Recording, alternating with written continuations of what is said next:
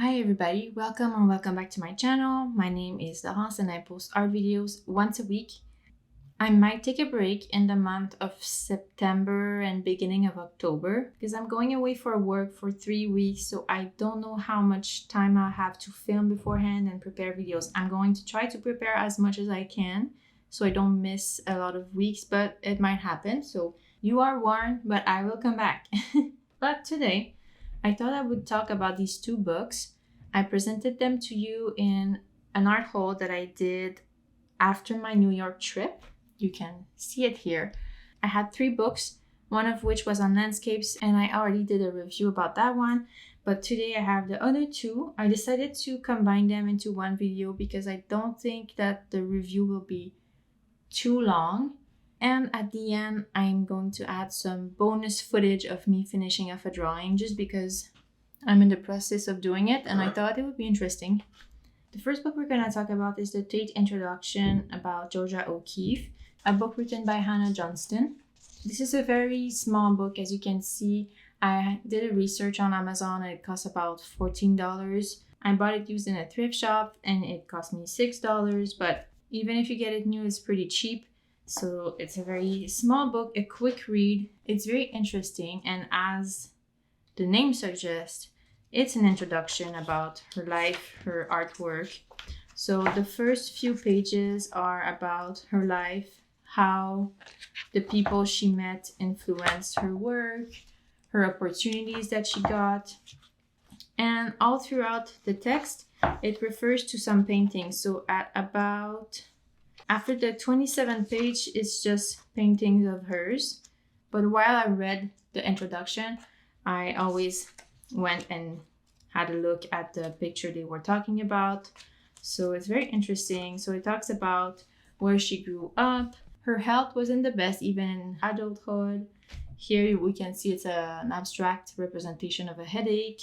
She was born in 1887. So in that time, I'm pretty sure that being a woman in arts wasn't associated with a lot of success usually, but she was pretty lucky in the sense that she met some influential people who promoted her career as an American painter. She also married a prolific photographer and she worked with him a lot, and together they kind of built her career. And it's interesting to see the different subjects that she painted.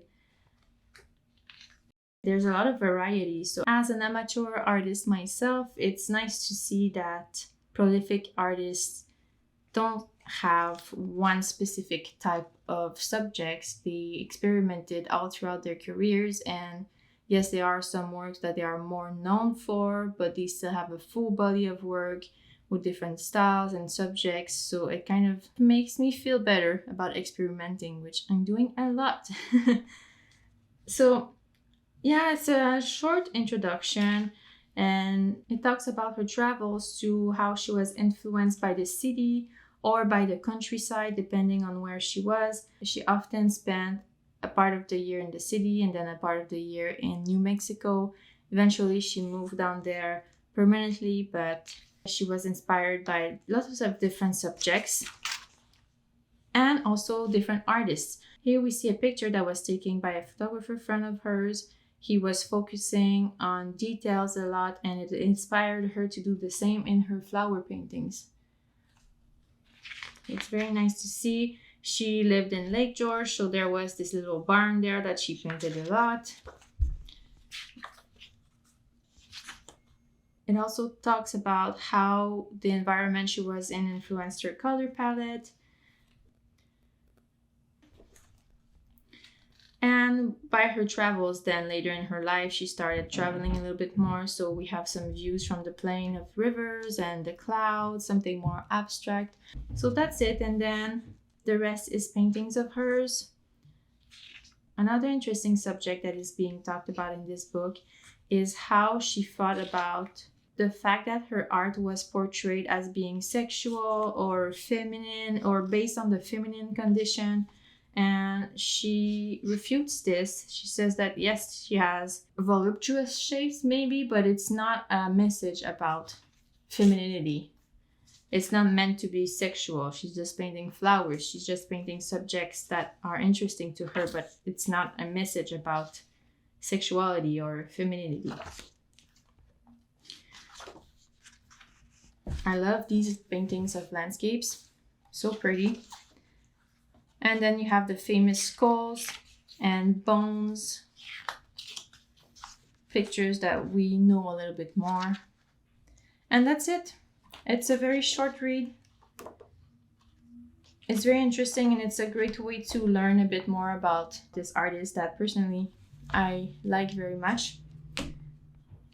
So that's it. Short and sweet.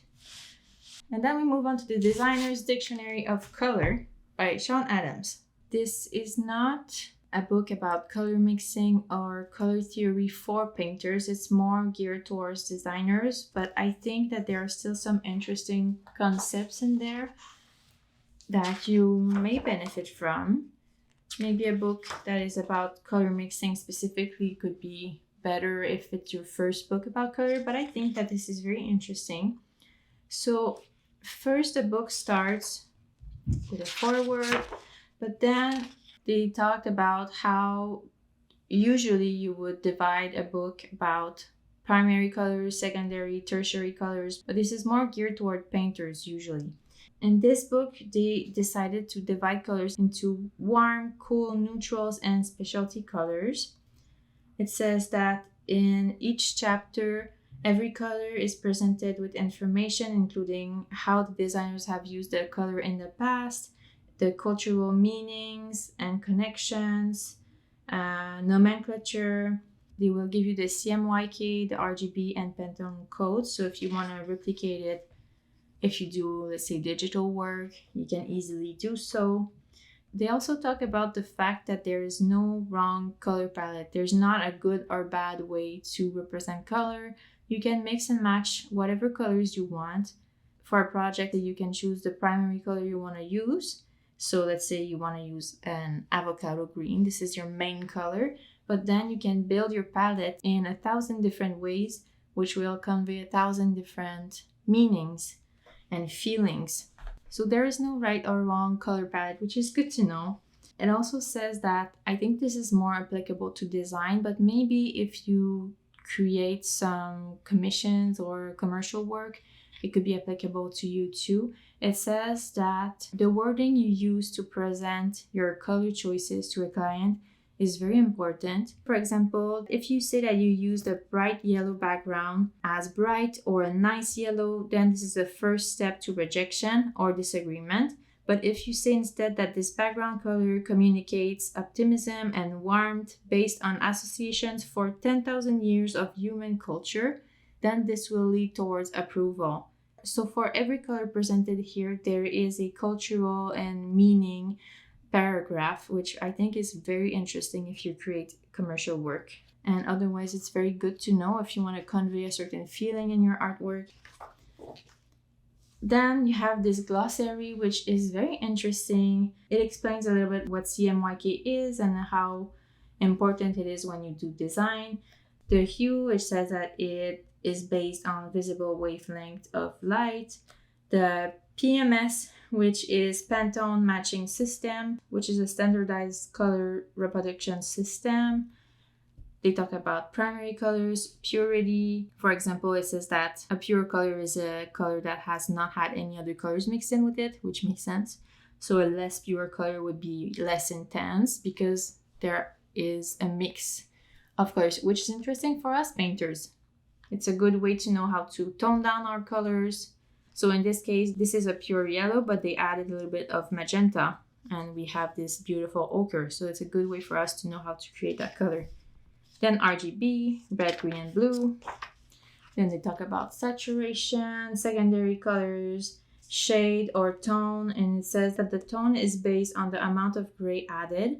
A tone can be more pure or subtle based on the amount of gray added. So this, I would assume, is a green with no gray added, and then you add more and more gray and we get a different tone. Then tertiary colors, then tints. Tints is when you add white to a color. So here we have the pure red And then when you add more white, it becomes lighter, a bit more pastel, which differs from the tone. And then you have the value or lightness, which we know a lot about as painters or artists. And then we start with warm colors. We have butter, coral, fuchsia, ochre, orange, peach, pink, purple, red, scarlet, violet, and yellow. So just for an example, we start with butter. It's a mix of yellow and white, and it was very popular in the 1950s. It has a cheerful nature. It is more pleasant and gentle than an intense yellow. It's more neutral. It says that it adds a sense of happiness without the danger of being garish or obtrusive, but it can also be seen as anemic or weak. In the section Cultural Meanings, it says that it represents sunshine, optimism, happiness. In most cultures, it is associated with a happy domestic experience with a creamy and soft character. It can also be seen as institutional, so we see it a lot in schools or hospitals. And then you get nice examples of how it was used in the past. So many examples here. You have a car, you have, it's pretty nice to see how it was used. And then you get a color range here. You get the CMYK, the RGB, the Pantone system, and different palettes you can create with using this color. Then that's it. So there's a few pages about this first color. Then we move on to the next. We have coral. I'm just gonna go through a couple of colors. So here we see Marilyn Monroe. It says that she used a coral lipstick, which represents innocence, but she's dressed in black, which represents danger. So it's a nice mix. But it says that coral, contrary to pink, is less juvenile. It is associated with femininity, gentleness, romance, the tropics. So it's associated with a carefree and gentle holiday. And here it's interesting. It says that in Buddhism, it symbolizes the energy and life force. In China, it is a symbol of longevity. Coral is a sensitive color. Then you have other examples here.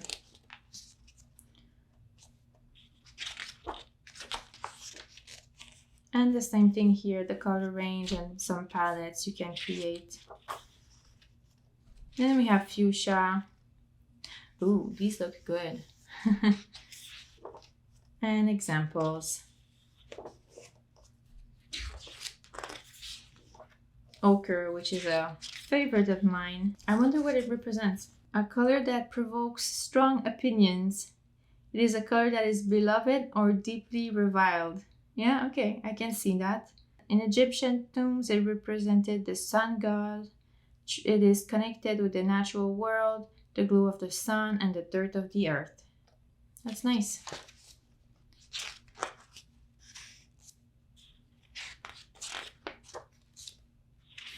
And some palettes. Then you have orange. What does this mean? Heat, energy, youth, happiness. The color of sunset, the color of flames in the fireplace. Fast food restaurants use orange in the interior to energize the customer and hasten their departure. Huh! I didn't know that, but it makes a lot of sense. See? So you learn a lot. Oh, that's nice. Peach. Ooh, beautiful.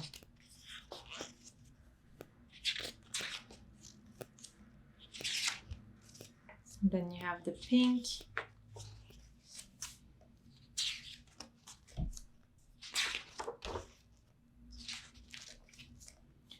Purple, which is a color I do not like much. In certain Native American tribal populations, purple represents wisdom.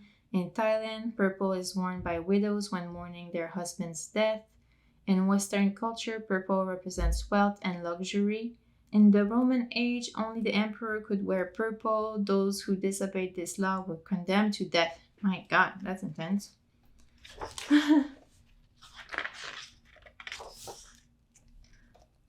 Yeah, I don't like purple much. And then red. Oh, scarlet is dangerous. Yeah, I can see that. Violet. Oh, I like that color. Oh, this is nice.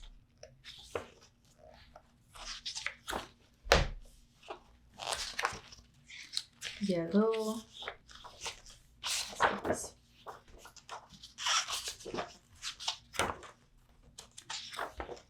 oh, then we go into the cool colors, which I personally have been drawn towards in the past few months.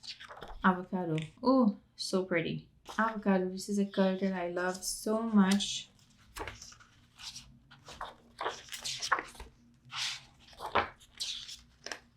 I love it. So earthy, so natural. Blue.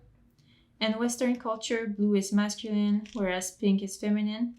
Aristocracy is referred to as blue-blooded. However, manual laborers are called blue-collar workers, while professionals are white-collar workers. Blue is the color of holiness in Judaism. In Hinduism, blue represents the god Krishna.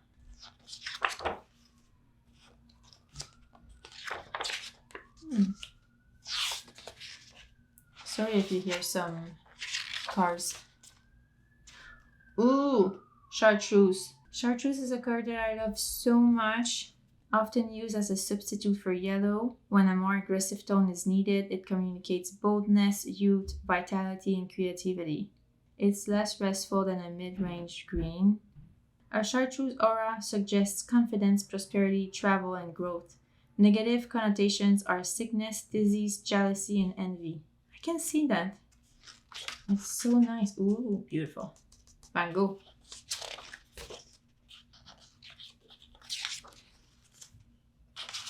I can see the sickness in this one. This is very vibrant and fun, but this lady looks sick. So I like to see all these examples. Then you have green.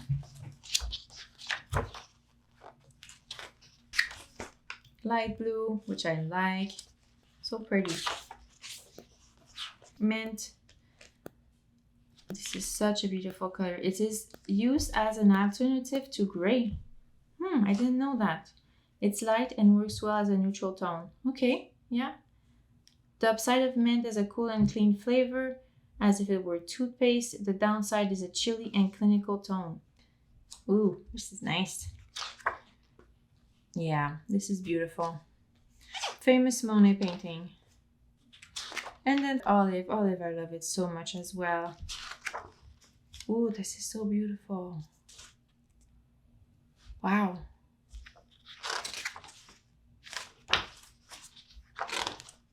I'm just gonna go fast throughout the last ones just so you have a quick idea of the colors we're talking about. Oh, now we go into the neutral colors. We have beige, black, brown,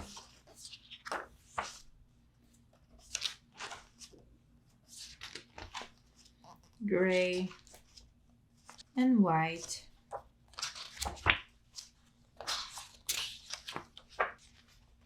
And then specialty colors, we have some neon colors and then some metallics.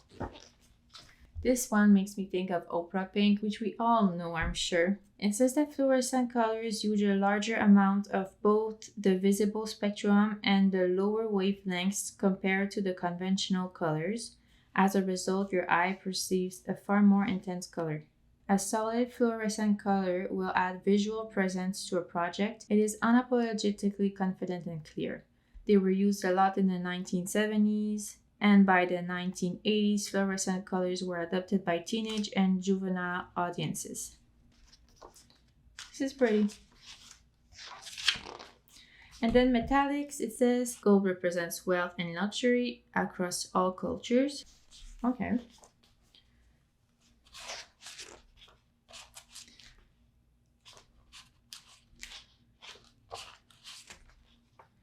And that's it. That's the book, Designer's Dictionary of Color. I think that even if this book is more geared towards designers than painters, there is something very interesting for us in there as well. Just learning about colors and their meaning is very valuable.